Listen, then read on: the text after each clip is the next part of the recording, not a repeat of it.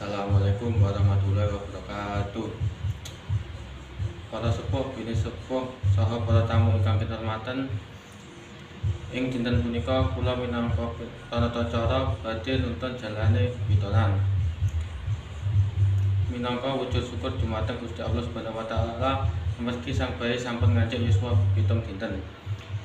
Acara dipunwiwiti pambuka banjur sambutan saking tuan griya. Sabanjure donga bareng dipun dipimpin dening sesepuh. Prosesipun pitonan inggih punika siraman bayi nyukur rambut, ngabuhake dhuwit kricik, dilebokake gulungan pitik, nginjak jadah pitu lan panyuwun donga restu. Pungkasanipun genduren minangka pralambang syukur lan rahayu.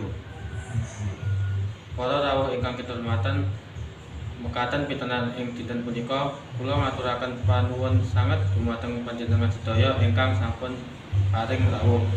Mugi sang bayi tansah diparingi keselamatan, kesehatan, rahayu lan berkah saking Gusti ingkang Maha Kasih. Assalamualaikum warahmatullahi wabarakatuh.